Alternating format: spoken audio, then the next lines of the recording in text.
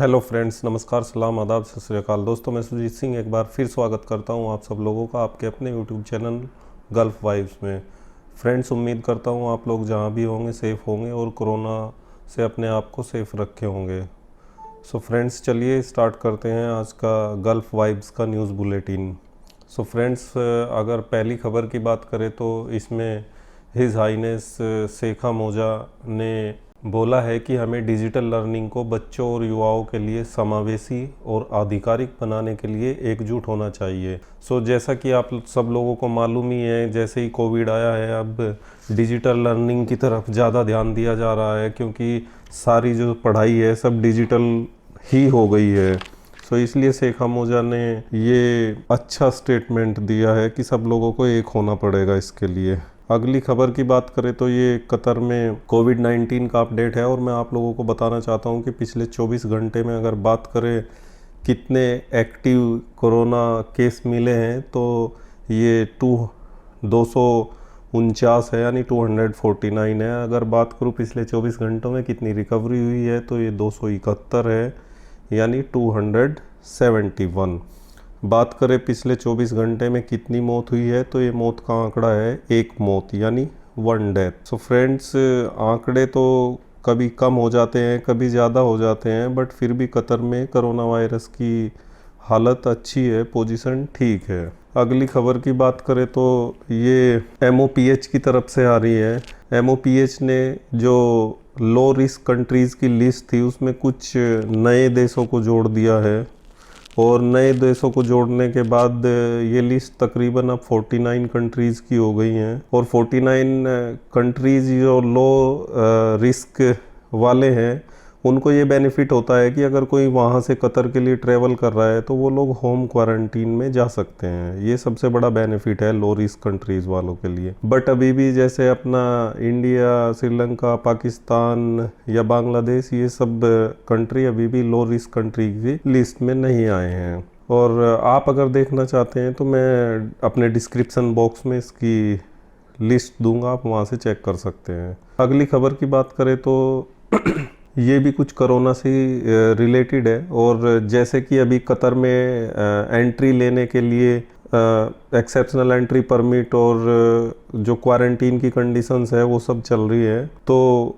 Government ने एक notification जारी किया है कि कतर में अभी यही व्यवस्था एंट्री के लिए चलती रहेगी जब तक कि कुछ अगला नोटिस ना आए या आगे कुछ इस तरह का अनाउंसमेंट ना हो। इसमें छोटे मोटे संशोधन या छोटे मोटे अपडेट आते रहेंगे, अमेंडमेंट्स होते रहेंगे छोटे मोटे, बट यही पॉलिसी जारी रहेगी जब तक नया कुछ नोटिफिकेशन नहीं आता है। अगली खबर की बात करें तो ये कतर एयरवेज की तरफ से आ रही है और कतर एयरवेज ने एयरक्राफ्ट A350-1000 की डिलीवरी ली है, यानी 3 नई एयरबस A350-1000 की डिलीवरी कतर एयरवेज को मिल गई है। आप लोगों को मालूम ही है कि कतर एयरवेज तो वर्ल्ड अवार्ड विनिंग एयरलाइन है और ये अपने एयरक्राफ्ट को और चीज़ों को अपडेट करती रहती है हमेशा। इसी कड़ी में ये 3 एयरक्राफ्ट की डिलीवरी भी मिली है और ये एयरक्राफ्ट थोड़े स्पेशल है और मैं आप लोगों को बताना चाहता हूँ कि स्पेशल क्यों होते हैं। जैसे इनमें स्पेस ज़्यादा होता है और इनके सीट्स जो है वो थोड़ी चौड़ी और आरामदायक होती है और इनमें लाइटिंग सिस्टम भी बहुत अच्छा होता है जो आपको अच्छा फील कराता है एयरक्राफ्ट के अंदर। अगली खबर की बात करें तो ये जो अल फरकिया बीच है जो अलखोर और अलतकीरा के आसपास है वहाँ से आ रहा है, तो ये जो बीच है इसको संडे और वेंसडे के लिए लेडीज़ के लिए खोला गया है। लेडीज़ यानी महिलाओं और बच्चों के लिए खोला गया है। और मैं आप लोगों को बताना चाहता हूँ कि पार्क जो है वो 7 से 10 बजे खुलता है, यानी संडे एंड वेंसडे को 7 से 10 बजे तक बच्चों और महिलाओं के लिए, यानी लेडीज़ एंड चिल्ड्रन के लिए।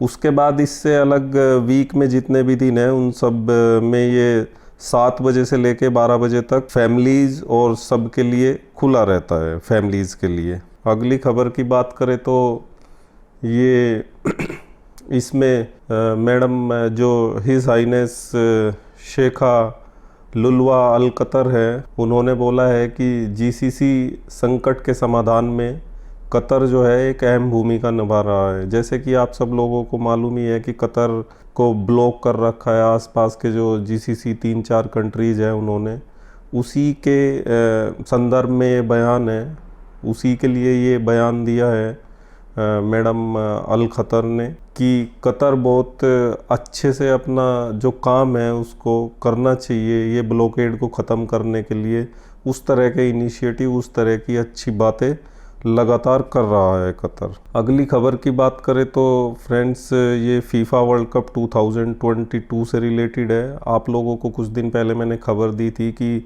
जो फीफा के चीफ हैं इन्फेंटिनो, वो कतर में आए हुए थे 1-2 वीक पहले, और उन्होंने यहाँ अल बैत स्टेडियम में एक मैच भी खेला और सब वहाँ पे चीज़ें देखी, कैसे क्या प्रिपरेशन हो रहे हैं, और वो यहाँ पे बहुत खुश थे, उन्होंने स्टेटमेंट भी दिया था।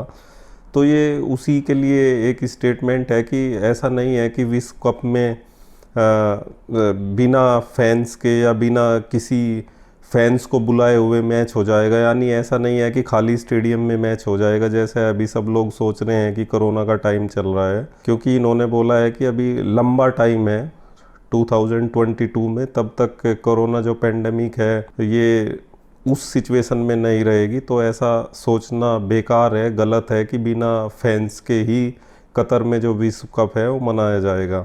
और इन्होंने कतर की काफ़ी प्रशंसा की है, क्योंकि कतर ने काफ़ी अच्छी तरीके से जो प्रिपरेशन होने चाहिए उन सब को हैंडल किया है और कर भी रहा है अभी।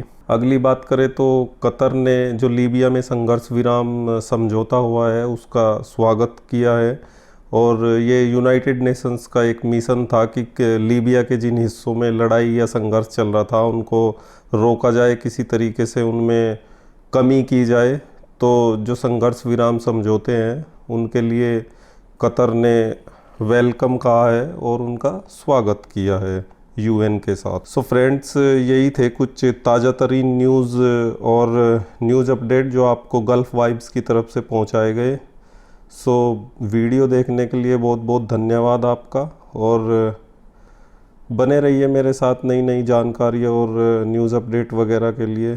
So thank you so much, thanks for watching.